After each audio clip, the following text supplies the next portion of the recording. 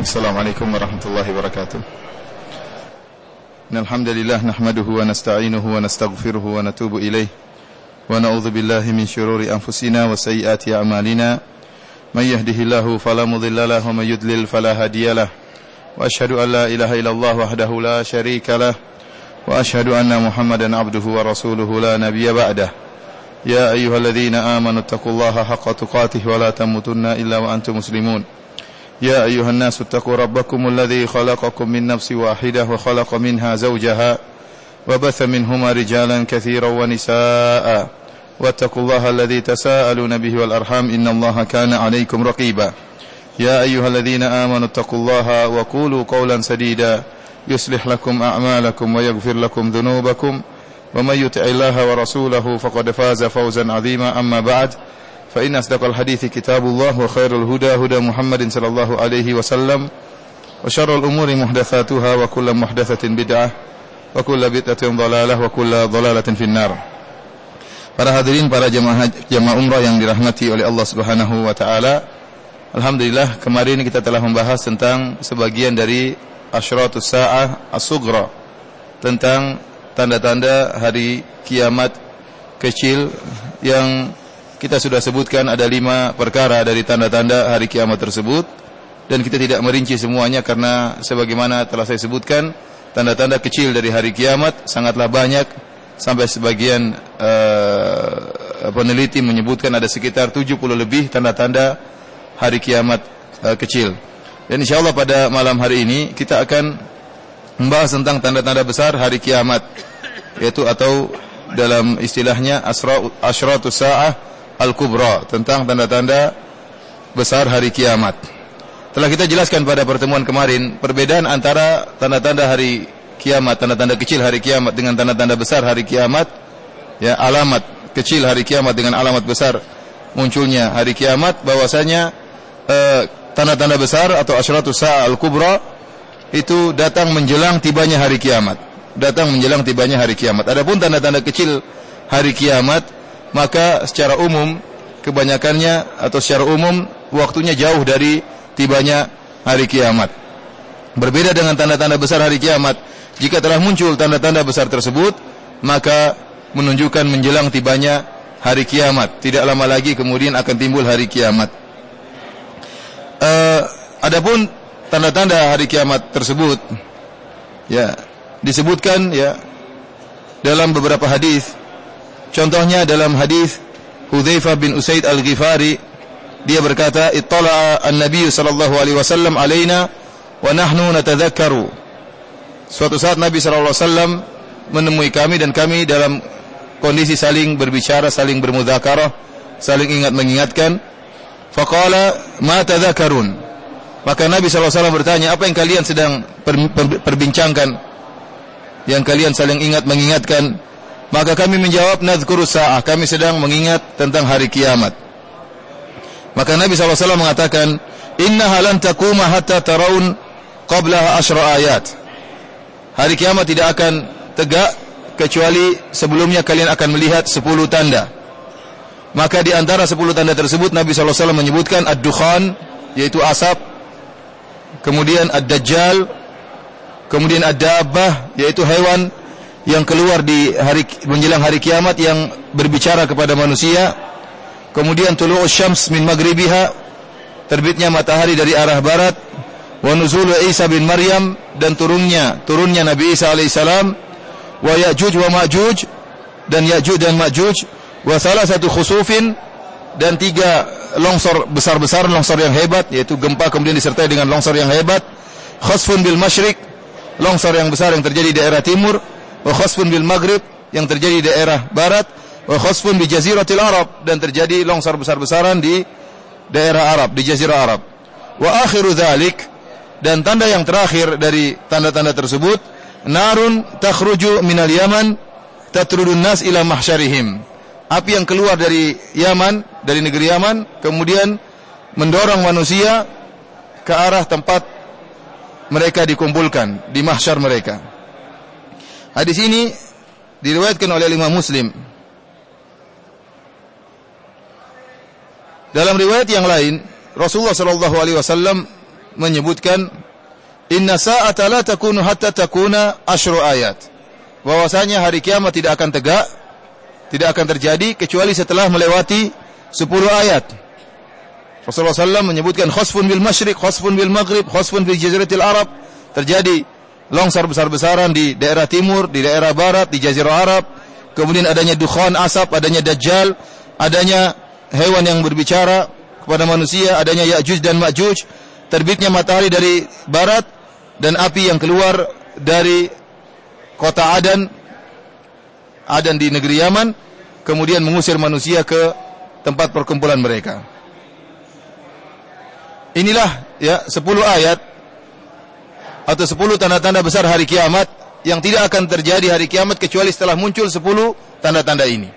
Kita ulangi ya 10 tanda-tanda tersebut, yaitu sebagaimana disebutkan oleh Nabi SAW, adanya dukhan, asap, adanya dajjal, yang kedua dajjal, yang ketiga hewan yang berbicara, yang keempat matahari yang terbit dari arah barat, kemudian yang kelima turunnya Nabi Isa bin Maryam, yang keenam Ya'juj dan Ma'juj, kemudian yang ke-7, 8 dan 9 adalah 3 gempa atau 3 longsor, dan yang ke-10 adalah api yang keluar dari negeri Yaman mengusir manusia ke arah mahsyar mereka. Ini 10 tanda-tanda besar hari kiamat. Sebagian ulama menambah yang ke-11, yaitu munculnya Imam Mahdi, karena adanya Dajjal dan adanya Nabi Isa di zamannya Imam Mahdi. Oleh karenanya mereka menyebutkan di antara tanda-tanda besar hari kiamat adalah munculnya Imam Mahdi. Para hadirin yang dirahmati oleh Subhanahu wa taala, para ulama khilaf tentang tertib 10 ayat tersebut, karena Nabi SAW menyebutkan dengan kalimat dan. Rasulullah SAW tidak mengatakan kemudian. Tapi Rasulullah SAW mengatakan Dajjal, kemudian hewan, kemudian matahari terbit dari arah barat. Dan kita tahu dalam bahasa Arab namanya waw dan itu tidak menunjukkan tertib. Berbeda kalau Rasulullah SAW mengatakan kemudian ini, berarti menunjukkan ada tertib. Dari sini para ulama berbeda pendapat tentang tertib 10 perkara tersebut. Mana yang duluan dan mana yang terakhir. Karena di sebagian hadis, ya seperti hadis Abdullah bin Amr radhiyallahu taala anhuma, dia mengatakan hafiztu min Rasulillah sallallahu alaihi wasallam haditsan lam ansahu ba'du. Aku menghafal suatu hadis dari Nabi sallallahu alaihi wasallam yang aku tidak pernah lupakan. Sami'tu Rasulullah sallallahu alaihi wasallam yaqul, aku mendengar Rasulullah sallallahu bersabda, inna awwalal ayati khurujan tulu'u syamsi min maghribiha wa khurujud dabbati 'alan nasi dhuha. Tanda-tanda yang pertama kali muncul, tanda-tanda hari kiamat yang pertama kali muncul adalah terbitnya matahari dari arah barat dan keluarnya hewan ya di waktu duha. Keluarnya hewan berbicara dengan manusia di waktu duha. Kata Nabi SAW, ayyuhuma ma kanat qabla sahibatiha fal ukhra ala ithriha qariban. Kata Nabi SAW, dua-duanya ini datang bergandengan. Siapa saja di antara keduanya yang sudah muncul, maka yang satunya akan segera muncul. Di sini Nabi tidak menyebutkan terbit matahari lebih dahulu atau keluarnya hewan terlebih dahulu. Tapi Nabi menyatakan, siapa saja yang keluar di antara kedua ini, maka yang lainnya akan segera mengikuti. Di sini Nabi menyebutkan dalam hadis Abdullah bin Amr di sini, bahwasanya ayat yang pertama kali muncul dari tanda-tanda besar hari kiamat adalah terbitnya matahari dari arah barat dan munculnya hewan. Namun dalam ayat yang lain disebutkan bahwasanya dalam hadis yang lain disebutkan tanda-tanda yang pertama kali muncul adalah Dajjal. Sebagaimana ya dalam satu hadis Rasulullah SAW mengatakan awwaluha khurujan ad-Dajjal. Yang pertama kali muncul dari tanda-tanda besar hari kiamat adalah Dajjal. Oleh karenanya di sini para ulama berusaha mengkompromikan di antara dua hadis ini, karena hadis pertama mengatakan yang pertama kali muncul dari tanda-tanda besar hari kiamat adalah matahari terbit dari barat, sementara hadis yang lain yang mengatakan yang pertama kali muncul adalah Dajjal. Dari sini para ulama menyebutkan seperti Al-Hafidz Ibnu Hajar dan yang lainnya, maksudnya tanda-tanda yang pertama kali muncul yang berkaitan dengan perubahan alam semesta, artinya akan terjadi perubahan alam semesta, akan tiba hari kiamat, perubahan langit akan dirubah oleh Allah, yaitu tibanya hari kiamat. Kita tahu tatkala tiba hari kiamat maka bumi akan dirubah, langit akan dirubah oleh Allah Subhanahu wa taala, gunung-gunung akan berterbangan. Maka tanda pertama untuk berkaitan dengan perubahan alam semesta adalah munculnya matahari dari barat. Kalau sudah muncul matahari dari barat, berarti akan terjadi perubahan siklus dunia. Akan terjadi perubahan. Berarti akan terjadi perubahan besar-besar. Matahari yang biasanya muncul dari timur, tiba-tiba Allah rubah dari barat. Berarti akan terjadi perubahan dunia. Adapun Dajjal adalah tanda-tanda hari kiamat yang maksudnya awal kali muncul adalah keanehan. Keanehan yang terjadi pertama kali yang terjadi di atas muka bumi, bukan perubahan alam semesta, tapi terjadi di atas muka bumi, yaitu adanya Dajjal. Karena Dajjal makhluk yang aneh. Dajjal makhluk yang aneh. Ya'juj dan Ma'juj juga makhluk yang aneh. Ya. Ini hal-hal yang aneh. Kemudian oleh karenanya tadi mereka para ulama menjamakkan bahwasanya terbitnya matahari dari barat adalah pertanda awal ayat, awal tanda pertama yang menunjukkan akan terjadi perubahan alam semesta. Adapun Dajjal, munculnya Dajjal menunjukkan tanda adanya perubahan di atas muka bumi, yaitu dengan munculnya hal yang aneh-aneh yang semuanya menunjukkan akan sebentar lagi tiba hari kiamat. Para hadirin yang dirahmati oleh Allah Subhanahu wa taala, ada yang mengatakan bahwasanya mereka menjamakkan dengan cara yang lain. Mereka mengatakan maksudnya muncul pertama kali Dajjal, kemudian Ya'juj dan Ma'juj, ya. Ini tanda akan menjelang hari kiamat. Awal tanda menjelang hari kiamat. Tetapi kalau sudah munculnya matahari terbit dari barat, itu sebentar lagi akan hari kiamat. Jadi dibagi menjadi dua. Adapun karena Nabi Isa turun, kemudian Dajjal, masih ada waktu, masih bertahun-tahun belum muncul hari kiamat. Setelah muncul Dajjal, muncul Nabi Isa setelah itu membunuh Dajjal. Nabi Isa masih hidup, ya, menghabiskan sisa umurnya, kemudian meninggal dunia. Namun tatkala matahari terbit dari barat, berarti sebentar lagi akan tiba hari kiamat. Jadi sebagian ulama menjamakkan dengan metode yang ketiga. Mereka mengatakan munculnya Dajjal dan munculnya Isa bin Maryam, turunnya Isa bin Maryam adalah tanda menjelang hari kiamat. Namun belum, masih ada beberapa tahun lagi, tapi menjelang. Tapi kalau sudah matahari terbit dari barat, maka akan terjadi hari kiamat dengan segera. Intinya semuanya merupakan tanda-tanda besar hari kiamat yang jika telah terjadi menunjukkan akan tibanya hari kiamat. Para hadirin rahmati Allah Subhanahu wa taala, oleh karenanya kita berusaha untuk mengatur secara tertib tanda-tanda tersebut. Maka kita katakan tanda yang pertama adalah munculnya Dajjal. Munculnya Dajjal. Dan Dajjal ini muncul di zamannya Imam Mahdi. Terus tanda yang kedua adalah turunnya Nabi Isa alaihissalam. Yang Nabi Isa alaihissalam di antara tugasnya membunuh Dajjal. Kemudian di zaman Nabi Isa ini muncullah Ya'juj dan Ma'juj, keluar dari tempat mereka terperangkap. Keluarlah mereka dengan jumlah yang sangat banyak. Kemudian setelah itu, setelah Allah membunuh Ya'juj dan Ma'juj, dengan kabilah Ya'juj dan Ma'juj terbunuh oleh Allah Subhanahu wa taala, maka munculnya dukhan, yaitu asap yang keluar yang akan mematikan ruh-ruh orang-orang yang beriman. Kemudian setelah itu terbitnya matahari dari barat ke timur. Karena Nabi tadi SAW mengatakan bahwasanya akan muncul bersamaan antara terbit matahari dengan munculnya hewan. Wallahu a'lam bishawab, yang lebih dahulu adalah terbit matahari. Kenapa? Karena terbit matahari berkaitan, kalau sudah terbit matahari tidak ada lagi terima taubat. Allah Subhanahu wa taala berfirman, "La yanfa'u nafsan imanuha lam takun amanat min qablu aw kasabat fi imaniha khaira." Kalau sudah matahari terbit dari barat, maka tidak bermanfaat keimanan seseorang yang sebelumnya dia tidak beriman kepada Allah Subhanahu wa taala dan tidak pernah berbuat kebaikan, tidak bermanfaat. Oleh karenanya setelah itu muncul hewan. Hewan yang berbicara bahwasanya kalian tidak beriman. Seandainya kalau hewan muncul dulu, orang akan beriman. Dan masih kesempatan diterima taubat karena matahari belum terbit dari barat. Oleh karenanya urutannya matahari terbit dulu dari barat. Setelah itu iman sudah tidak bermanfaat, orang-orang pada beriman semua tatkala itu, namun tidak bermanfaat iman mereka. Maka muncullah hewan menjelaskan kalian tidak beriman kepada Allah Subhanahu wa taala. Kemudian yang terakhir muncul api keluar dari negeri Yaman, mengusir manusia, mengarahkan manusia ke arah mahsyar mereka.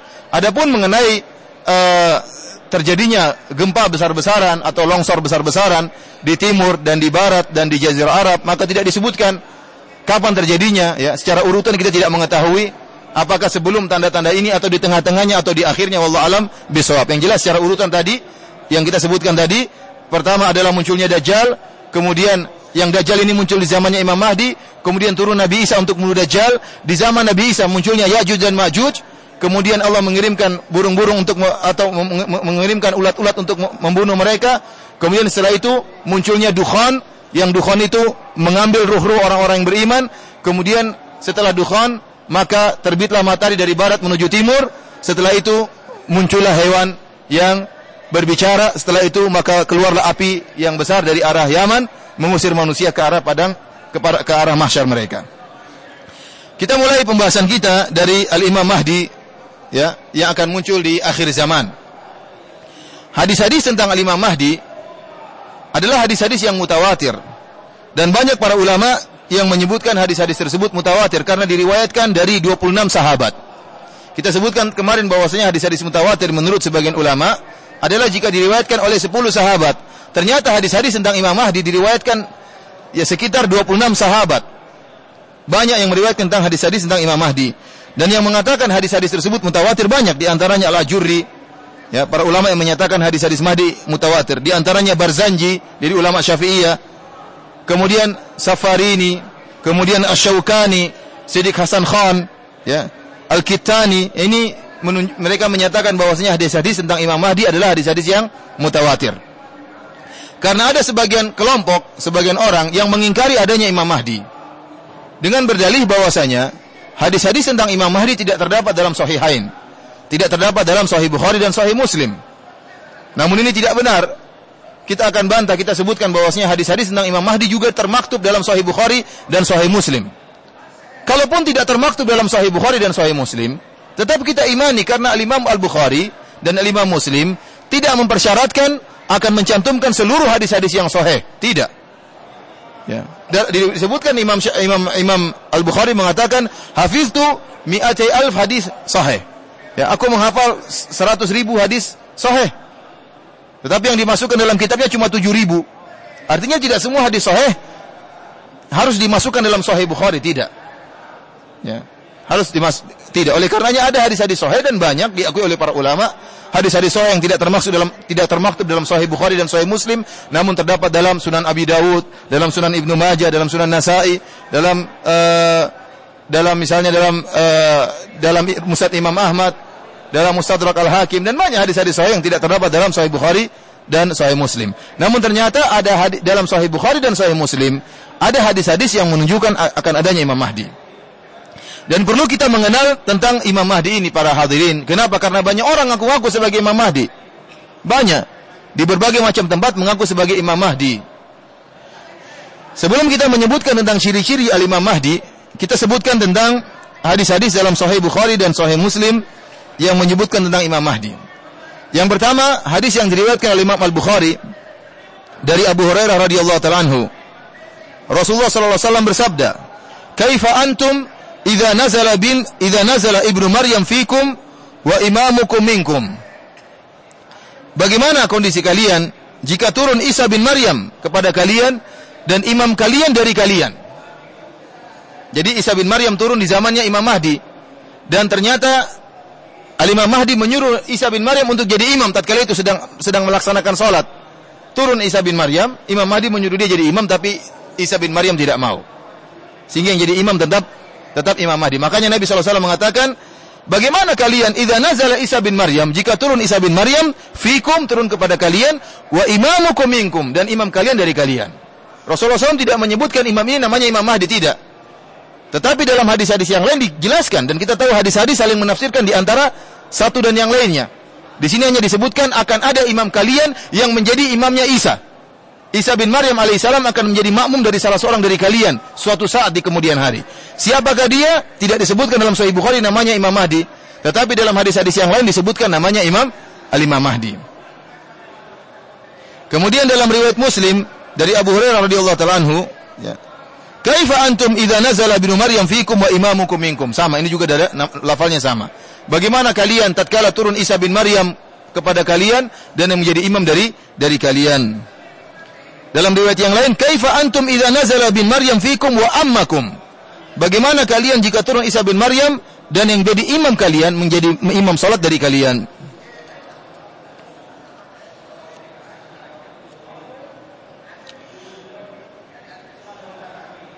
Dalam riwayat Muslim dari hadis Jabir bin Abdullah radhiyallahu taala anhu, Rasulullah sallallahu alaihi wasallam berfirman, "Fayanzilu Isa bin Maryam, fayaqulu amiruhum, ta'al shalli lana." Turunlah Nabi Isa alaihissalam kepada suatu kaum, maka pimpinan kaum tersebut, amiruhum, Rasulullah SAW tidak menyebutkan namanya, tapi Rasulullah SAW mengatakan pimpinan kaum tersebut mengatakan kepada Nabi Isa, ta'al sholli lana, wahai Isa bin Maryam, kemarilah dan jadilah imam bagi kami untuk pimpin salat. Fayaqulu la, maka Isa bin Maryam mengatakan tidak, inna ba'dakum ala ba'din umara takrimatallahi hadhil ummah. Sungguhnya salah satu dari kalian sebagai yang menjadi pemimpin bagi yang lainnya sebagai pemuliaan Allah terhadap umat ini. Oleh karenanya amir di sini adalah Imam Mahdi. Karena Isa bin Maryam tidak turun kecuali di zamannya Imam Mahdi, dan ini dalil yang sangat tegas bahwasanya Isa bin Maryam kalaupun dia turun di zamannya Imam Mahdi, dia tidak berhukum dengan hukum Isa, tidak berhukum dengan hukum Injil, tetapi dia berhukum dengan hukum Al-Qur'an. Bahkan dia menjadi makmum dari salah seorang umat Muhammad sallallahu alaihi wasallam, yaitu Imam Mahdi. Para hadirin yang dirahmati oleh Allah Subhanahu wa taala, adapun hadis-hadis yang menyebutkan nama Imam Mahdi secara tegas di luar dari Sahih Bukhari dan Sahih Muslim, maka sangat banyak sekali. Tadi kita katakan hadis-hadis tentang Imam Mahdi, hadis-hadisnya mutawatir maknawi, diriwayatkan sekitar dari 26 sahabat radhiyallahu taala anhum. Para hadirin yang dirahmati oleh Allah Subhanahu wa taala, adapun sifat-sifat Imam Mahdi disebutkan dalam banyak hadis. Di antaranya nama beliau, kata Nabi sallallahu alaihi wasallam, yuwati'u ismuhu ismi wasmu abihi isma abi. Kata Nabi sallallahu alaihi wasallam, namanya sama dengan namaku dan nama bapaknya sama dengan nama bapakku. Jadi namanya Imam Mahdi adalah Muhammad bin Abdullah. Namanya sama dengan nama Nabi Muhammad, nama bapaknya juga sama dengan nama bapaknya Nabi Abdullah. Jadi namanya Muhammad bin Abdullah. Kita harus tahu namanya Muhammad bin Abdullah. Jangan sampai ada orang ngaku jadi Imam Mahdi ternyata namanya Paijo bin Paimin. Jangan terima. Namanya harus Muhammad bin Abdullah. Kemudian di antara ciri-ciri Imam Mahdi, dia adalah dari keturunan Ahlul Bait. Dari keturunan Nabi sallallahu alaihi wasallam, dan Ahlu Sunnah menyatakan dia dari keturunan Al-Hasan bin Ali bin Abi Thalib.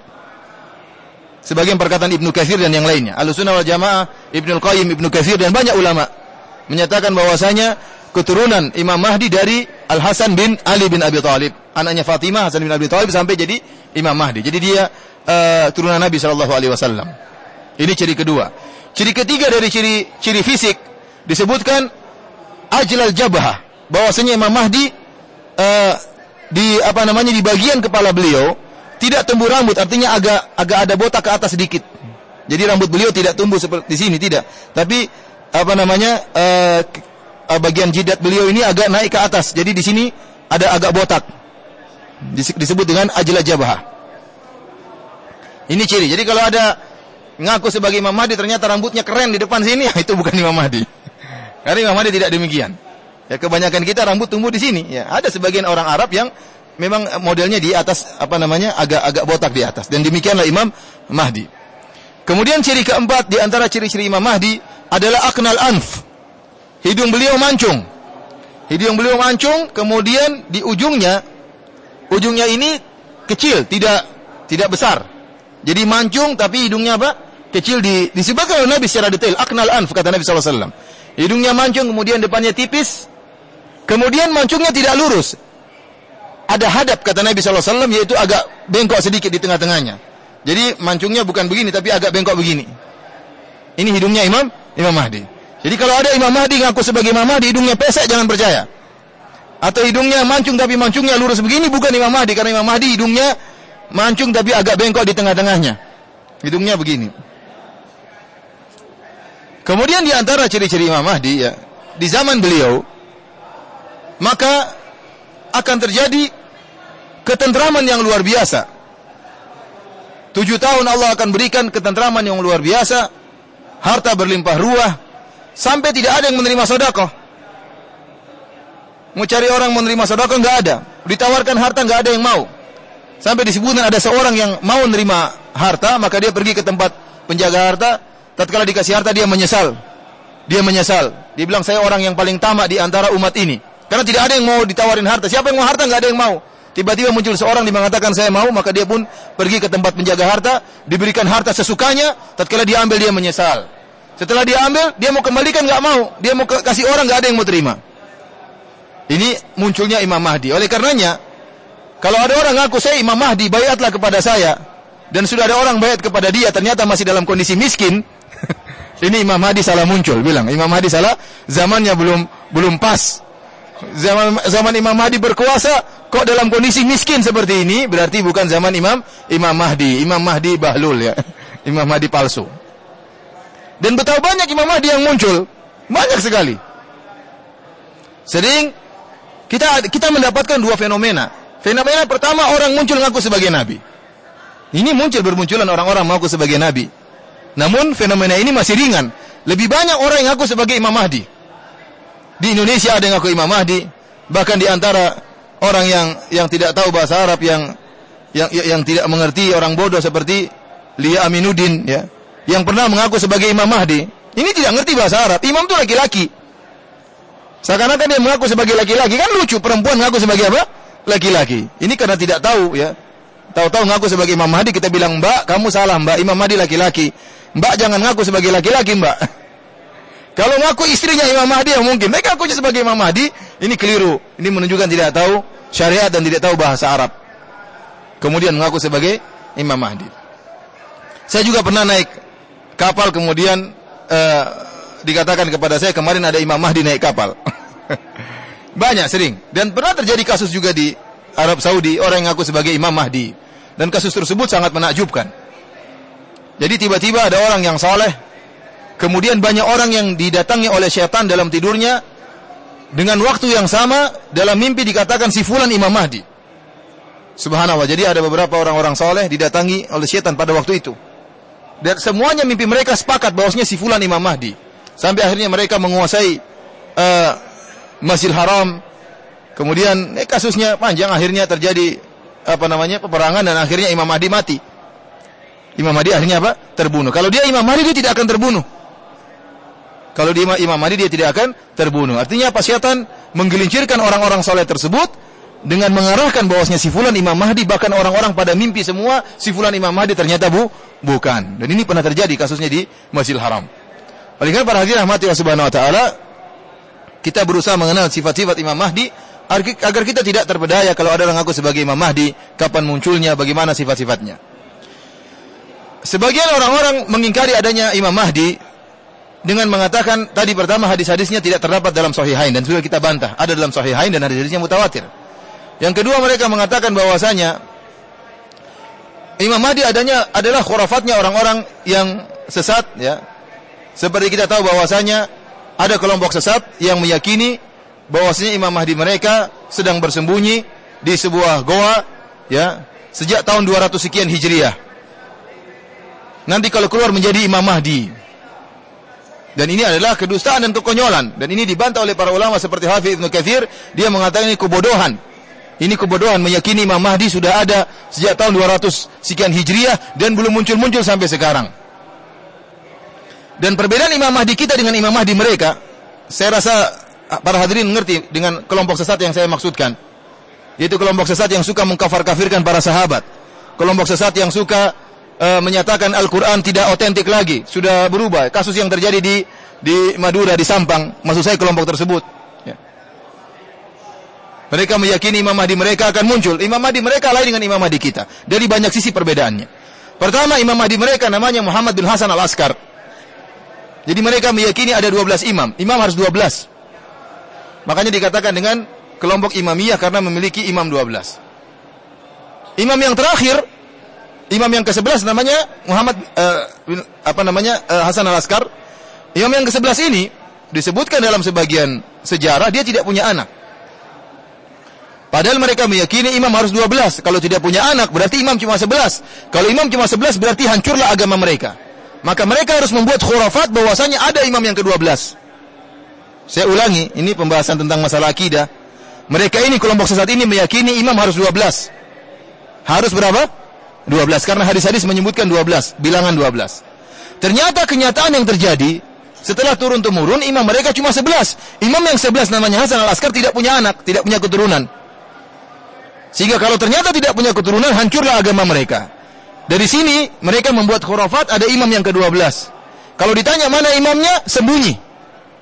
Sembunyi sejak kapan? Tatkala umur 5 tahun, sembunyi masuk di goa, sampai sekarang belum keluar-keluar. Sudah tahun berapa sekarang? 1400 Hijriah. Berarti sudah 1200 tahun dia sembunyi. Ya. Nanti kalau keluar, diyakini sebagai Imam Mahdi. Antara Imam Mahdi kita dengan Imam Mahdi mereka banyak perbedaan. Oleh karenanya sebagian orang yang mengingkari ada Imam Mahdi, mereka mengatakan Imam Mahdi tidak ada. Jangan kita ikut-ikut dengan khurafatnya orang-orang kelompok sesat tersebut. Kita mengatakan kita tidak khurafat seperti mereka. Imam Mahdi mereka memang khurafat, tidak sama dengan Imam Mahdi kita. Pertama, Imam Mahdi mereka dibangun di atas hadis-hadis palsu. Adapun Imam Mahdi kita dibangun di atas hadis-hadis yang sahih, yang mutawatir. Yang kedua, namanya berbeda. Imam Mahdi kita namanya Muhammad bin Abdullah, sebagaimana dalam hadis Nabi SAW. Imam Mahdi mereka namanya lain, Muhammad bin Hasan, berbeda. Kita Muhammad bin Abdullah, berbeda Imam Mahdinya. Kemudian yang ketiga, Imam Mahdi kita dari keturunan Al-Hasan. Imam Mahdi mereka dari keturunan Al-Husain. Kemudian yang perkara berikutnya, di antara perbedaannya, Imam Mahdi kita, ya, disebutkan dalam satu hadis, Allah mengatakan, Yuslihuhullahu fi lailah. Allah memperbaiki Imam Mahdi ini, menjadikan dia saleh dalam satu malam. Al-Hafidz Ibnu Katsir rahimahullah menyatakan, ini dalil bahwasanya Imam Mahdi sebelumnya dia orang baik, namun dia tidak tiba-tiba tidak jadi sempurna kesalehannya. Allah berubah dia sebelum dia menjadi Imam Mahdi, tiba-tiba dia menjadi orang yang sangat saleh. Sebelumnya dia orang-orang yang saleh juga, namun tidak sebagaimana sempurna salehnya. Karena Nabi mengatakan, Yuslihuhullah fi lailah. Allah membuat dia saleh dalam waktu satu malam. Dan ini pendapat Al-Hafidz Ibnu Katsir rahimahullah. Adapun mereka mengatakan imam mereka maksum, tidak mungkin salah. Jadi ini sudah kita bantah bahwasanya tidak ada yang maksum kecuali Rasulullah sallallahu alaihi wasallam. Kalau ada seorang yang maksum selain Nabi sallallahu alaihi wasallam, maka derajatnya sama dengan Nabi. Kalau ada orang yang maksum selain Nabi sallallahu alaihi wasallam, maka derajatnya sama dengan Nabi. Karena apa sih definisi orang yang maksum? Orang yang maksum itu perkataannya jadi dalil dan perbuatannya jadi dalil. Oleh karenanya mereka punya buku-buku hadis dari imam-imam mereka. Selain dari hadis-hadis yang kita miliki. Hadis-hadis bukan cuma riwayat Nabi, tapi hadis-hadis dari riwayat para imam. Oleh karenanya kita mengatakan berbeda antara imam kita dengan imam mereka, karena imam kita tidak maksum. Yang maksum cuma siapa? Rasulullah sallallahu alaihi wasallam. Adapun Imam Mahdi tidak. Imam mereka maksum.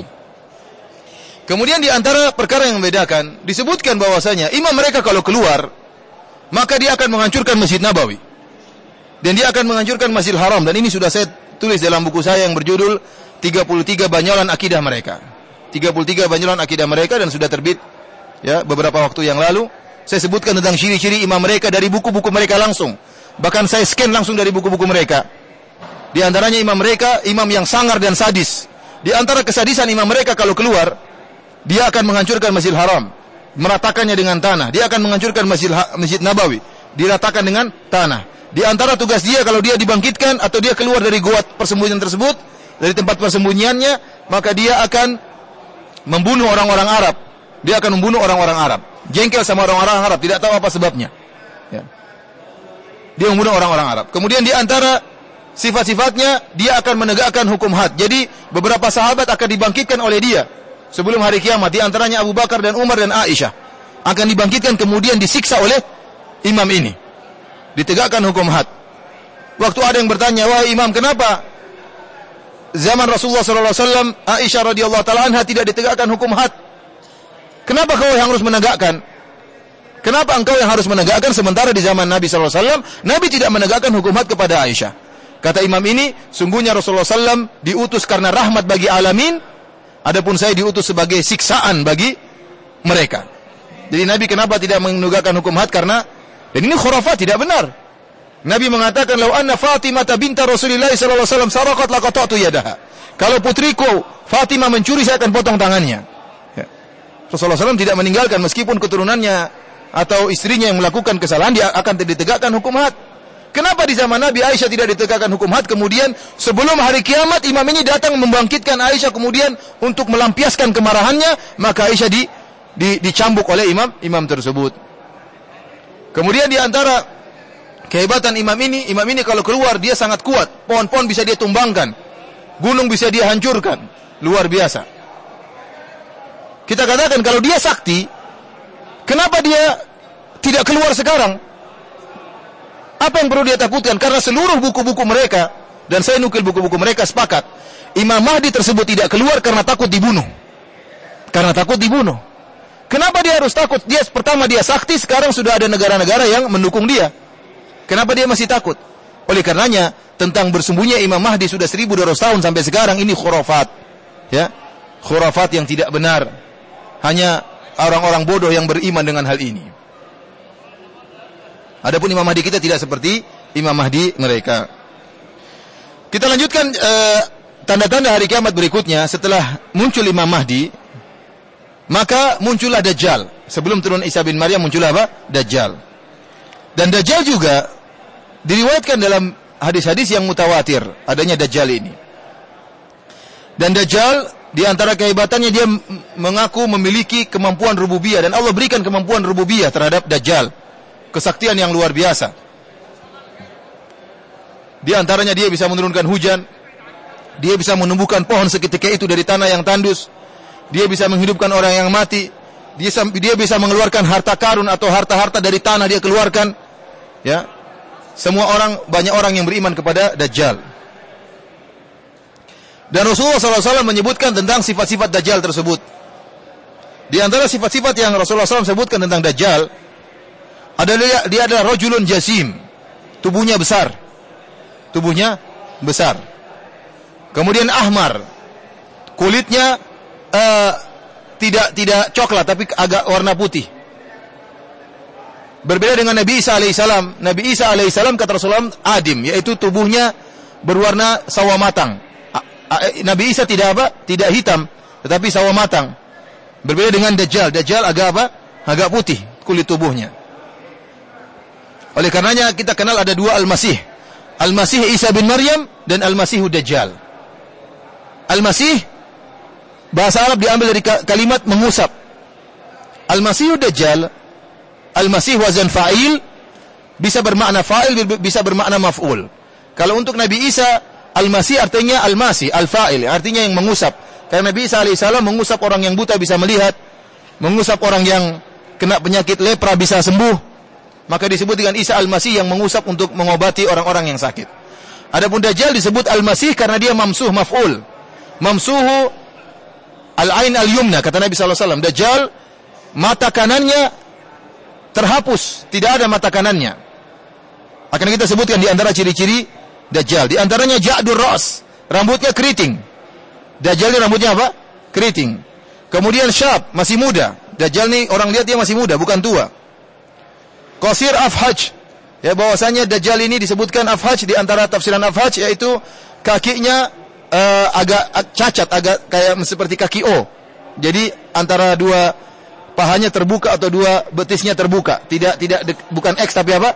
Kaki O. Jadi ada cacat di kakinya. Mamsuhul ainil yumna, kata Nabi SAW, mata kanannya terhapus. Wa hadhil ain laysat binati'ah wala hajra. Kata Nabi SAW, bahwasanya mata tersebut tidak muncul dan juga tidak cekung. Jadi mata Dajjal yang kanan dia rata, tidak muncul seperti mata kita dan tidak cekung ke dalam. Matanya buta. A'warul ainul yumna, matanya buta kanan, dan mata buta tersebut benar-benar seperti kosong. Tidak muncul dan juga tidak cekung ke dalam, tapi rata.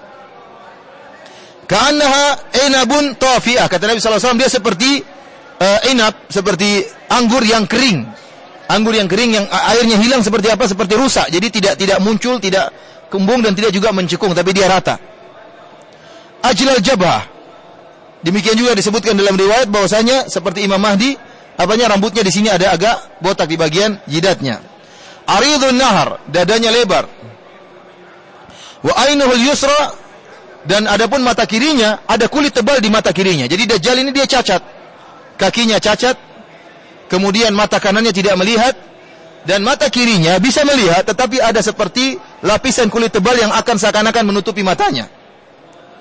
Maktubun baina ainaihi kafir, dan tertulis di jidatnya di antara kedua matanya kafara, sebagaimana penafsiran para ulama di antaranya Al-Imam Nawawi rahimahullah, dia mengatakan termaktub secara zahir kafara, dan semua orang muslim, orang beriman bisa baca tulisan itu.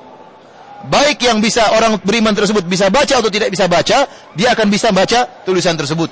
Kafara, Allah berikan dia kemampuan untuk tahu ada tulisan kafir di jidatnya Dajjal. Inilah di antara sifat-sifat Dajjal.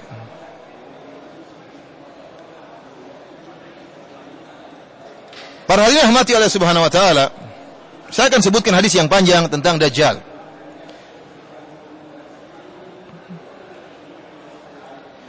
Ani Nawas bin Sam'an berkata, "Dzakara Rasulullah sallallahu alaihi wasallam Dajjal dzata ghadatin." Suatu hari Rasulullah sallallahu menyebutkan tentang Dajjal. Fa khafadha fihi wa rafa'a hatta dhanannahu fi ta'ifatin nakhli. Dia mengatakan Rasulullah SAW menyebut tentang Dajjal. Rasulullah SAW angkat suaranya, kemudian Rasulullah SAW merendahkan suaranya. Rasulullah SAW sedang cerita tentang Dajjal. Saking semangatnya Nabi menceritakan tentang Dajjal, sampai-sampai kami menyangka Dajjal sudah muncul dekat kami. Karena Rasulullah SAW semangat menyebut tentang Dajjal. Tatkala kami menuju Rasulullah SAW, maka Rasulullah bertanya kepada kami, "Ma sya'nukum, ada apa dengan kalian?" Kami berkata, "Wahai Rasulullah, engkau menyebutkan tentang Dajjal, engkau rendahkan suaramu, engkau angkat suaramu, sampai kami menyangka Dajjal tersebut sudah dekat dengan kami." Kata Nabi SAW, "Ghairu Dajjal akhwafani alaikum. In yakhruj wa ana fikum fa ana hajijuhu." Saya tidak mengkhawatirkan Dajjal kalau muncul kepada kalian, saya tidak khawatir. Selama saya ada, saya akan lawan Dajjal, kata Nabi SAW. Tapi Dajjal tidak muncul sekarang. Rasulullah hanya menjelaskan tentang Dajjal. Rasulullah, para sahabat khawatir, kata Rasulullah SAW, saya tidak khawatir Dajjal muncul kepada kalian, karena kalau saya ada, saya akan melawan dia. Kemudian Rasulullah SAW menyebutkan ciri-cirinya. Dia syab, seorang pemuda, kemudian rambutnya keriting, matanya tadi seperti yang kita sebutkan. Bahkan Nabi mengatakan, "Ka'anni ushabbihuhu bi Abdul Uzza bin Qutun." Dia itu mirip dengan Abdul Uzza bin Qutun. Dengan salah seorang sahabat namanya siapa, atau ada seorang namanya siapa, Abdul Uzza bin Qutun. Dalam riwayat Ahmad, namun riwayatnya lemah. Tatkala Nabi mengatakan Dajjal mirip dengan si fulan ini mengatakannya, "Rasulullah, apakah saya akan mendapatkan kemudaratan kalau saya mirip dengan Dajjal?" Kata Rasulullah, "Tidak." Hanya sekedar mirip, tapi tidak ada kemudaratan. Tapi riwayat ini sebagian ulama mengatakan riwayatnya lemah. Tapi Rasulullah SAW mengatakan Dajjal seperti si fulan, Abdul Uzza bin Qutun. "Faman adrakahu minkum falyaqra alaihi fawatiha surat al-Kahfi." Barang siapa di antara kalian bertemu dengan Dajjal, maka bacalah awal-awal dari surat Al-Kahfi. Kemudian Rasulullah SAW menyebutkan bahwasanya para sahabat bertanya, "Wa ma labthuhu fil ard?" Berapa lama dia di atas muka bumi, wahai Rasulullah, Dajjal ini? Kata Rasulullah SAW, "40 yauman." 40 hari dia berada di atas muka bumi. "Yaumun kasana wa yaumun kasyahrin wa yaumun kajum'ah wa sairu ayyami ka ayyamikum." Ada satu hari di antara 40 hari tersebut, satu hari yang seperti setahun. Benar-benar setahun. Jadi matahari terbit dan matahari tenggelam bukan 24 jam, tapi 365 hari. Ada satu hari yang seperti satu bulan, seperti 30 hari. Ada satu hari seperti satu Jumat, yaitu satu pekan. Adapun sisa-sisa harinya sama seperti hari-hari kalian. Jadi Dajjal ini meskipun dia 40 hari di atas muka bumi, namun totalnya dia bukan 40 hari. Totalnya dia setahun, sebulan plus seminggu plus sebulan. Jadi sekitar 1 tahun, 2 bulan seminggu. Kira-kira seperti itu lamanya. Oleh karenanya dia berkeliling di atas muka bumi ini. Kata Nabi SAW, "Laisa min baladin illa sayatuhu Dajjal illa Makkah wal Madinah." Tidak ada satu tempat pun di atas muka bumi ini kecuali akan diinjak oleh Dajjal, akan dihampiri oleh Dajjal, kecuali Mekah dan Madinah. Kenapa? Karena di Madinah ada malaikat-malaikat yang menjaga. Di seluruh lorong kota Madinah ada malaikat. Dajjal tidak bisa masuk, dijaga oleh para malaikat. Tetapi seluruh tempat akan datangi Dajjal, termasuk di Jakarta. Termasuk di Yogyakarta, didatangi oleh Dajjal. Di Irian Jaya semuanya datangi Dajjal. Karena dia punya waktu yang cukup lama. Ya 1 tahun 2 bulan, dan dia bergerak dengan cepat. Para sahabat waktu dikatakan oleh Nabi, ini hadis sahih riwayat Imam Muslim. Nah, hadis riwayat Imam Muslim. Para sahabat bertanya tentang 1 tahun yang seperti 1 hari tadi. Kata para sahabat, "Ya Rasulullah, fadzalika al-yawm alladhi kasana. Atakfina fihi salatu yaumin?" Ya Rasulullah, itu 1 hari yang jaraknya seperti setahun itu ya Rasulullah. Cukup enggak kita salat 5 kali saja? Kata Rasulullah SAW, "La, tidak cukup. Uqduru lahu qadrahu." Akan tapi perkira-kirakan setiap 24 jam 5 waktu.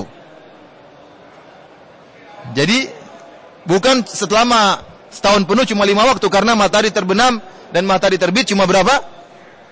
Biasanya 24 jam, sekarang berubah menjadi 365 hari waktunya. Berapa jam? Entah berapa ribu jam. Oleh karena kata Nabi SAW, uqduru lahu qadrahu, perkira-kirakan. Setiap 24 jam, 5 kali salat. Kemudian para sahabat bertanya lagi, wa ma isra'uhu fil ard, wahai Nabi SAW, bagaimana cepatnya Dajjal berjalan di atas muka bumi? Kata Nabi SAW, kal goithi istadbarathu rih, seperti angin, air yang ditiup oleh angin. Bagaimana hujan yang ditiup dengan angin? Sangat apa? Sangat cepat.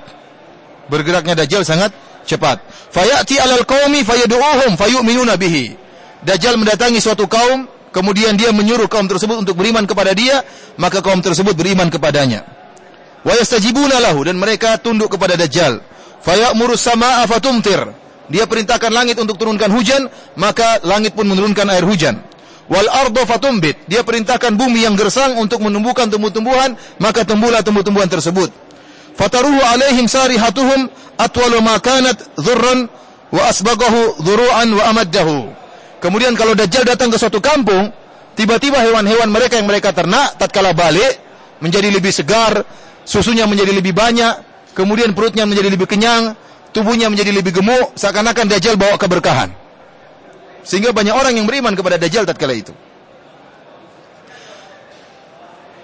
Yamurru bil kharibah fayaqulu lahu akhriji kunuzaki. Dia melewati suatu tempat yang hancur, maka dia bilang wahai kepada tanah tersebut, tanah yang hancur tersebut, keluarkanlah hartamu, maka keluarlah harta dari tanah tersebut. Fatattabi'u kunuzuha kaya'asibi an-nahli. Maka Dajjal berjalan diikuti oleh harta-harta tersebut. Ini membuat orang terfitnah dengan Dajjal ini. Kenapa dia mengaku sebagai Tuhan? Dan siapa yang tidak percaya seperti itu tatkala itu? Dia mengatur alam semesta. Kemudian dia membangkitkan seorang pemuda yang masih muda, kata Nabi SAW, fayadribuhu bisayf fayaqta'uhu jizlatain ramyatal ghard. Maka dia pun membelah pemuda tersebut menjadi 2 bagian, terpentar, terlepas dengan jarak yang jauh. Tsumma yad'uhu fayuqbil wa yatahallal. Kemudian setelah dia belah kedua orang tadi, pemuda tadi, kemudian dipanggil, bergabung lagi orang tadi, kemudian dengan ceria orang tersebut. Dalam keadaan tertawa orang tersebut.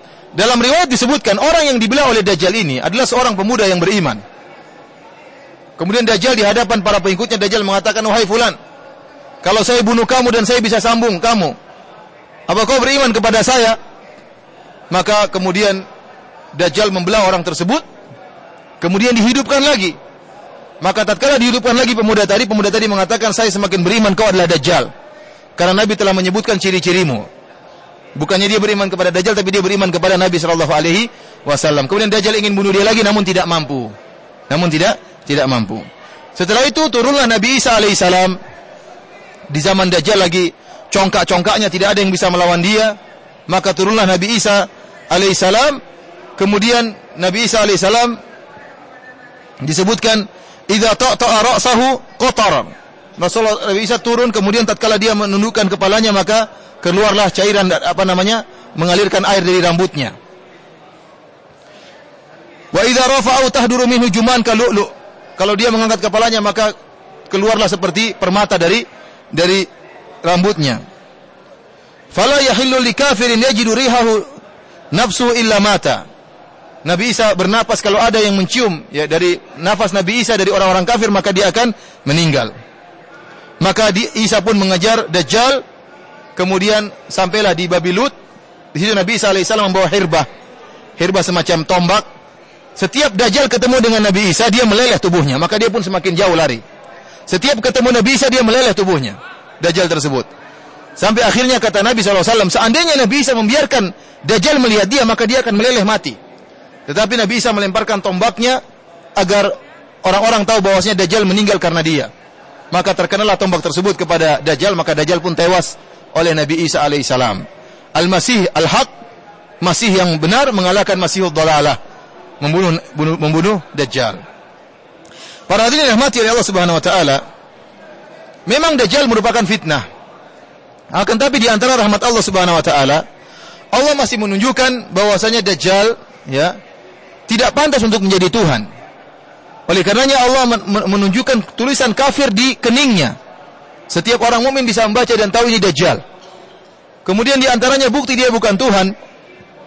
Dia matanya buta dan kakinya cacat. Rambutnya keriting keribo. Kalau dia Tuhan, dia akan berpenampilan dengan penampilan yang indah. Bukan dengan mata yang cacat, kaki yang cacat, rambut keribo. Ya, enggak.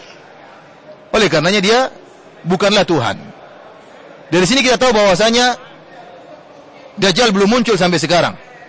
Adapun yang dikatakan oleh sebagian orang sampai ditulis sebuah buku diterbitkan di Solo kalau tidak salah tentang Sai Baba yang muncul di India dikatakan Dajjal, ini khurafat. Banyak orang yang percaya. Akhirnya Sai Baba pun tewas. Kalau dia Dajjal dia tidak akan tewas. Para hadirin rahmati Allah Subhanahu wa taala, para sahabat khilaf tentang siapa Dajjal ini. Di zaman Nabi SAW ada seorang namanya Ibnu Sayyad atau Ibnu Sa'id. Dia adalah dari keturunan Yahudi, kemudian dia masuk Islam. Ibnu Sayyad ini disangka oleh sebagian sahabat seperti Ibnu Umar, kemudian juga Jabir bin Abdullah. Ibnu Umar bersumpah dia adalah Dajjal. Kenapa Ibnu Sayyad ini mirip-mirip dengan Dajjal? Mirip-mirip dengan Dajjal. Disebutkan bahwasanya dalam hadis tatkala Rasulullah SAW dikabarkan oleh Allah akan adanya Dajjal. Tetapi Rasulullah SAW tidak dikabarkan Ibnu Sayyad Dajjal atau bukan. Sampai kemudian timbul desas-desus bahwasanya dia Dajjal, maka Rasulullah SAW mendatangi Ibnu Sayyad. Karena setiap nabi dikabarkan akan muncul Dajjal. Tetapi nabi tidak dikabarkan oleh Allah ini Dajjal atau bukan. Maka tatkala muncul Ibnu Sayyad dan dia masih kecil dan dia sakti. Dia suka praktek dukun, bisa ini bisa anu. Maka Nabi SAW mendatangi Ibnu Sayyad. Sebagian dalam hadis Ibnu Umar. Maka Rasulullah SAW bersama para sahabat mendapati Ibnu Sayyad sedang bermain-main. Dia masih kecil. Dan dia sebentar lagi akan dewasa. Jadi umurnya mungkin sudah belasan tapi belum dewasa. Falam yash'ur hatta daraba Nabi SAW biyadihi. Dan dia tidak sadar tiba-tiba didatangi oleh Nabi SAW. Kemudian Nabi menepuk dia dengan tangannya. Nabi berkata, "Atasyhadu anni Rasulullah, wahai Ibnu Sayyad? Apakah kau bersaksi saya adalah Rasulullah SAW?" Fanadhara ilaihi Ibnu Sayyad. Ibnu Sayyad pun memandang kepada Nabi dan dia berkata, "Asyhadu annaka rasulul ummiyin." Saya bersaksi kau adalah rasulnya orang Arab. Bukan rasulnya Allah, tapi rasulnya apa? Orang Arab. Faqala Ibnu Sayyad li Nabi. Kemudian Ibnu Sayyad berkata kepada Nabi balik, "Atasyhadu anni Rasulullah, wahai Muhammad, kau bersaksi saya Rasulullah?" Gantian ya. Kata Rasulullah SAW, farafadahu. Rasulullah SAW tidak mau menjawab. Rasulullah mengatakan, "Amantu billahi wa bi rusulihi." Aku beriman kepada Allah dan Rasul-Rasulnya. Faqala lahu ma tara. Kata Nabi, apa yang kau lihat wahai Ibnu Sayyad? Ya'tini shadiqun wa kadhib. Dia mengatakan, Ibnu Sayyad mengatakan, datang kepadaku seorang jujur dan seorang pendusta. Seakan-akan dia menuduh Nabi pendusta. Faqala Nabi sallallahu alaihi wasallam, khalata 'alaikal amr. Rancu pikiranmu wahai Ibnu Sayyad. Kemudian Nabi sallallahu alaihi wasallam mengatakan, inni khaba'tu laka khabi'an. Aku sedang menyembunyikan sesuatu dalam dadaku. Apa yang saya sembunyikan wahai Ibnu Sayyad? Ibnu Sayyad mengatakan, ad-duh. Kau sedang membaca duh. Kata Rasulullah SAW, ikhsa falan ta'dua qadrak. Hinalah engkau tidak akan bisa melampaui kemampuanmu. Ternyata Nabi SAW sedang membaca surat Ad-Dukhan. Jadi Ibnu Sayyad ini dukun. Hampir-hampir dia bisa mendebak isi hati siapa? Nabi SAW. Dengan bantuan-bantuan syaitan. Namun demikian syaitan selalu salah persepsi ya. Nabi baca Dukhan hampir mirip, tinggal khan kurang tambah alif nun. Ibnu Sayyad katakan duh, keliru. Yang benar apa? Ad-Dukhan, intinya dia dukun. Dalam riwayat Rasulullah SAW mengatakan, "Mataro, apa yang kau lihat Ibnu Sayyad?" Aku melihat arsy di atas air. Mengatakan saya melihat arsy-nya Allah di atas air. Kata Nabi SAW, itu bukan arsy-nya Allah, itu arsy-nya iblis di atas lautan. Yang kau lihat bukan arsy-nya Allah Subhanahu wa taala. Dan Ibnu Sayyad ini disangka oleh sebagian sahabat adalah Dajjal. Namun sebagian ulama mengatakan dia bukan Dajjal. Kenapa? Karena Ibnu Sayyad akhirnya masuk Islam. Kemudian Ibnu Sayyad juga berhaji atau berumrah. Dan Ibnu Sayyad juga punya anak. Namanya dia Abdullah Ibnu Sayyad. Dia Yahudi, tapi dia masuk Islam. Kemudian dia punya anak namanya Umarah atau Ammarah. Yang merupakan tabi'in. Orang soleh. Perawi hadis. Anaknya siapa? Ibnu Sayyad. Oleh karenanya suatu hari, Abu Sa'id Al-Khudri pernah berhaji atau berumrah bersama Ibnu Sayyad. Kita tahu Abu Sa'id Al-Khudri adalah min sighari sahabah. Ketemu Nabi dan umurnya masih kecil. Sehingga waktu Nabi meninggal dunia dia masih hidup. dalam waktu yang lama. Kata Abu Sa'id Al-Khudri, kharajna hujjajan aw umaran wa ma'ana Ibnu Sa'id. Suatu saat kami keluar berhaji atau berumrah dan bersama kami Ibnu Sayyad. Fanazalna manzilan, maka kami beristirahat di suatu tempat. Fatafarraqan nas, orang-orang berpisah. Ada yang istirahat di sana, ada yang di bawah pohon, masing-masing bawa tempatnya sendiri-sendiri, tidak bergabung. Orang-orang pada berpisah. Wa baqitu ana wa huwa, kata Abu Sa'id Al-Khudri, masalahnya Ibnu Sayyad sama saya bareng. Yang lain berpisah-pisah, dia sama saya bareng, istirahat bersama. Fastauhashtu minhu wahsyatan syadidatan. Saya jadi enggak enak sama dia nih. Jangan-jangan dia ini apa? Dajjal. Karena sebagian sahabat menyangka dia apa? Dajjal. Maka saya merasakan tidak enak sama sekali. Karena begitu banyak pembicaraan manusia tentang dia. Waja'a bimata'i, maka dia datang mendekati saya, dia bawa barang-barangnya untuk tidur sama saya. Untuk apa? Bareng sama saya. Fawada'ahu ma'amatai, dia gabungkan barang-barang dia dengan barang-barang saya. Wah, repot kalau begini, berarti jadi teman apa? Teman ngobrol. Sementara mungkin saja dia dajjal. Fakultu, maka Abu Sa'id cari alasan supaya dia pergi. Abu Sa'id Al-Khudri radhiyallahu anhu mengatakan, "Innal har syadid." Hari ini panasnya parah. Falau wada'tahu tahta tilka syajarah. Kenapa kau tidak taruh barangmu di bawah pohon sana? Maksudnya apa? Supaya dia apa? Dia pergi enggak tidur sama dia.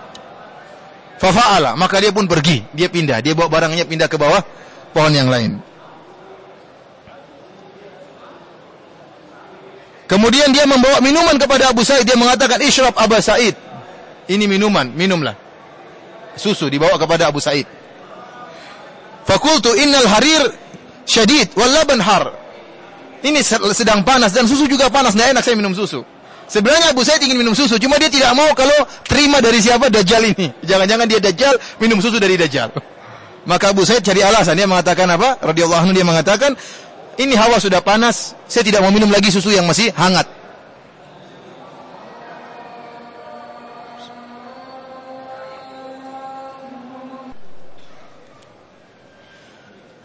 Para hadirin yang dirahmati oleh Subhanahu wa taala, kita lanjutkan. Jadi Ibnu Sayyad dia membawakan air susu kepada susu kambing, dibawakan kepada Abu Sa'id Al-Khudri untuk diminum. Namun Abu Sa'id Al-Khudri tidak mau dengan alasan bahwasanya cuaca panas dan saya tidak ingin minum yang hangat-hangat atau yang panas-panas. Kata Abu Sa'id Al-Khudri, saya sebenarnya tidak ingin minum dari tangannya, dia cuma cari alasan. Kemudian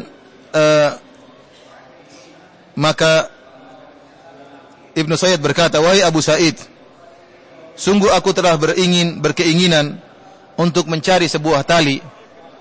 Kemudian aku ikatkan di sebuah pohon, lalu aku gantung diriku.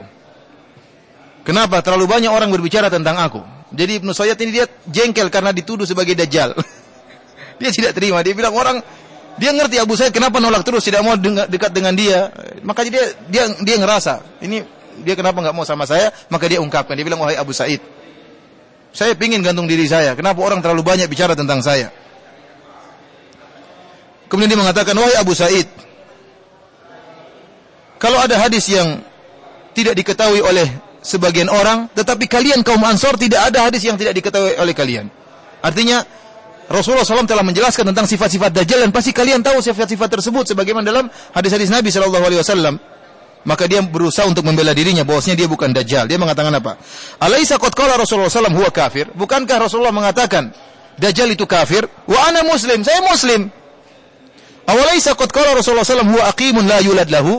Bukankah Rasulullah SAW menyebutkan dalam hadisnya Dajjal itu enggak punya anak? Wa qad taraktu waladi bil Madinah, anak saya ada di Madinah. Dia protes. Awalaisa qad qala Rasulullah SAW la yadkhulul Madinah wala Makkah? Bukankah Nabi mengatakan bahwasanya Dajjal tidak bisa masuk kota Madinah dan tidak bisa masuk kota Mekah? Wa qad aqbaltu minal Madinah wa ana uridu Makkah. Sekarang saya tinggal di Madinah dan saya ingin ke Mekah haji atau umrah. Masa saya Dajjal? Dia protes pokoknya. Qala Abu Sa'id, "Kitu an a'dzurahu." Hampir-hampir aku ya memang dia bukan Dajjal. Karena setelah dia jelaskan dengan panjang lebar, oh ini bukan Dajjal memang, kata Abu Sa'id, hampir-hampir saya memberi uzur kepada dia bahwasanya dia bukan Dajjal. Tiba-tiba setelah Abu Sa'id berhusnudzon kepada dia, tiba-tiba Abu Ibnu Sa'id berkata perkataan yang aneh. Dia mengatakan, "Wallahi inni ala arifuhu." Saya tahu Dajjal itu siapa. "Wa arifu maulidahu," dan saya tahu di mana dia lahir. Wa aina al-wal'an, dan saya tahu di mana dia sekarang. Ini bikin kaget Abu Sa'id. Tadi Abu Sa'id Al-Khudri sudah menyangka dia bukan Dajjal gara-gara dia bilang, saya tahu demi Allah siapa Dajjal, di mana lahirnya, sekarang dia lagi di mana. Maka Abu Sa'id mengatakan, tabban laka sa'iral yawm, celaka engkau. Hampir-hampir dia husnuzon enggak jadi. Dalam riwayat yang lain, Abu Sa'id Dajjal Ibnu Sayyid mengatakan, wallahi inni la'amu al-an, inni la'alamu al-an haitsu huwa. Demi Allah saya tahu di mana Dajjal sekarang. Wa arifu abahu wa ummahu, saya tahu siapa bapaknya dan siapa ibunya. Qila lahu, maka dikatakan kepada Ibnu Sayyid, ayasurruka annaka dzakar rajul? Apakah kau senang kalau Dajjal itu adalah dirimu? Pertanyaan ini lihat. Apakah kau senang kalau Dajjal itu adalah dirimu? Maka apa kata Ibnu Sayyid? Lau uridu alayya ma karihtu. Kalau seandainya saya ditawarkan jadi Dajjal, saya tidak benci, enggak jadi masalah kata. Ini jadi bikin orang semakin bingung, dia Dajjal atau bukan. Kemudian yang menakjubkan lagi, dalam hadis Ibnu Umar, di penghujung hayat, penghujung kehidupan Ibnu Sayyid, Ibnu Umar ketemu dengan Ibnu Sayyid. Ternyata matanya mulai sakit. Matanya mulai apa? Sakit. Maka Ibnu Umar mengatakan, ada apa dengan matamu?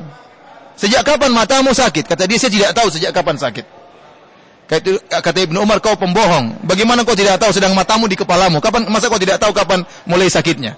Dari situ Ibnu Umar berkesimpulan Ibnu Sayyid adalah Dajjal. Oleh karenanya tiba-tiba Ibnu Sayyid ini menghilang di tatkala peristiwa Harra ya, menghilang ada peristiwa di kota Madinah, tiba-tiba dia menghilang, tidak muncul lagi. Dari situ sebagian ulama berpendapat dia adalah Dajjal. Namun sebagian pendapat ulama mengatakan dia bukan Dajjal, karena dalam hadis Tamim Ad-Dari dalam Sahih Muslim disebutkan Tamim Ad-Dari pergi ke suatu pulau dan bertemu dengan Dajjal di sana. Bertemu dengan Dajjal, sehingga Dajjal bukanlah Ibnu Sayyid ya. Sebagian ulama seperti Hafidz Ibnu Hajar menyebutkan Ibnu Sayyid adalah Dajjal. Tetapi yang diikat adalah korinnya, setannya, dan akan bergabung Ibnu Sayyid dengan apa? Setannya muncul jadi Dajjal super. Intinya Allah alam bisawab ya. Apakah dia Dajjal atau bukan? Tetapi sebagian ulama berpendapat dia Dajjal, sebagian sahabat mengatakan dia bukan Dajjal. Akan tapi Rasulullah SAW mengatakan dalam hadisnya, la yakhrujud Dajjal hatta yazhalun nas an dzikrihi wa hatta tatrukal a'immatu dzikrahu 'alal manabir. Dajjal tidak akan muncul kecuali telah dilupakan oleh manusia penyebutan Dajjal, dan para khatib-khatib tidak lagi menyebut Dajjal dalam mimbar-mimbar, kata Nabi SAW. Oleh karenanya di antara syariat yang diajarkan oleh Nabi adalah kita berdoa tatkala kita salat setelah tasyahud. Di akhir tasyahud kita berdoa, wa'udzubika min fitnatil masih Dajjal. Ya Allah, aku berlindung kepada Engkau dari fitnah Dajjal. Selama kita masih menyebut Dajjal, Dajjal belum muncul. Kapan Dajjal muncul? Tatkala orang sudah lupa untuk mengingat Dajjal, baru muncul Dajjal. Dan hikmah di antara membaca doa ini ada dua. Hikmah pertama agar Dajjal tidak muncul, karena Dajjal muncul kalau sudah dilupakan. Yang kedua, kita ingat bahwasanya meskipun ada Dajjal super, akan ada Dajjal-Dajjal yang kecil, yaitu para dukun, para tukang sihir, yang mereka pada hakikatnya juga Dajjal. Ya. Kalau manusia tertipu dengan Dajjal yang kecil ini, Dajjal-Dajjal keroco, yang mungkin hanya punya kesaktian kecil-kecilan, yang mungkin bisa terbang cuma 2 meter, 5 meter, yang mungkin cuma bisa nyembuhin penyakit-penyakit, orang sudah beriman kepada dukun dan para tukang sihir tersebut. Bagaimana dengan Dajjal yang super, yang menghidupkan orang yang mati, menurunkan hujan, menumbuhkan tumbuhan seketika itu dari tanah yang gersang, maka fitnahnya sangat luar biasa. Demikianlah para hadirin rahmati Allah Subhanahu wa taala, ini di antara tanda-tanda kiamat besar tentang Dajjal. Besok insyaallah kita lanjutkan tentang Isa bin Maryam dan tanda-tanda yang lainnya. Wallahu taala alam bisawab. Kalau ada yang bertanya saya persilahkan. Ada yang bertanya? Silakan.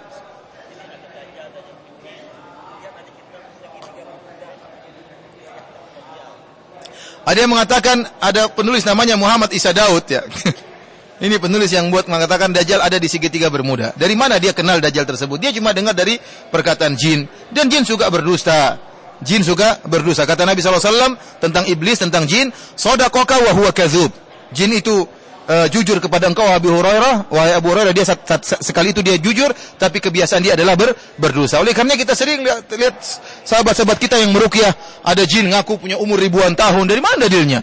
Ribuan tahun berarti sudah ketemu dengan Nabi, ketemu dengan macam-macam. Oleh karenanya perkataan jin tidak bisa dibenarkan. Dan tidak bisa kita bilang kita terima zahirnya. Tidak bisa, karena jin bukan zahir. Bagaimana antum bisa menilai jin ini muslim atau kafir atau munafik sementara zahirnya tidak kelihatan? Kalau manusia kita terima zahirnya. Kita tahu dia salat, kita tahu. Jin dari mana antum tahu zahirnya dia baik? Adapun Muhammad Isa Daud hanya orang yang kemudian berbicara yang tidak, bicara khurafat, berdalil dengan perkataan jin, kemudian menafsirkan akidah dengan hawa nafsunya, kita katakan tidak benar. Ya, ini tidak benar. Dalil-dalil tidak menunjukkan apakah dia di segitiga Bermuda atau di mana. Wallahu a'lam bishawab, di mana beradanya Dajjal. Yang jelas dia akan muncul di akhir zaman. Ada lagi yang bertanya? Silakan.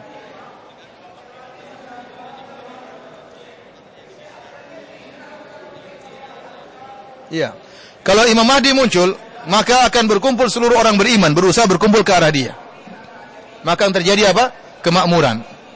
Akan terjadi kemakmuran di zaman pemerintahan Imam Mahdi, dan seluruh rakyatnya akan makmur. Jika ternyata kekuasaannya sampai di Indonesia, sampai di luar-luar, maka semuanya makmur. Tapi kita nggak tahu kekuasaannya sampai di mana. Apa kemudian terjadi peperangan, kemudian Indonesia hilang nanti di kemudian hari hancur. Wallahu a'lam bishawab. Yang jelas kerajaan dia dan seluruh di bawah kerajaan dia semuanya makmur. Ada lagi yang bertanya?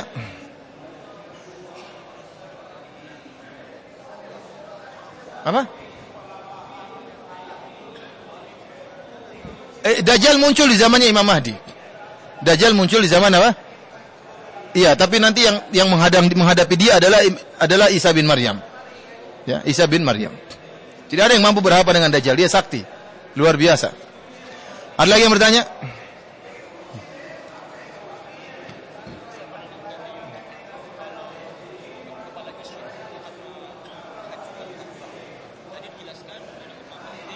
Iya. Iya, jadi Imam Mahdinya kelompok sesat tersebut diceritakan oleh mereka. Kalau Imam Mahdinya ini keluar, dia akan menghancurkan apa? Mekah dan Madinah. Itu kan khurafat saja dari hadis-hadis palsu mereka. Kita tidak meyakini akan hal itu. Memang ada hadis disebutkan Ka'bah sebelum hari kiamat akan dihancurkan oleh seorang Habasyi, orang hitam yang tulang-tulangnya agak melengkung, dan dia akan menghancurkan Ka'bah satu persatu. Jadi, namun bukan Imam Mahdinya orang-orang apa? Sesat tersebut. Ada lagi yang bertanya?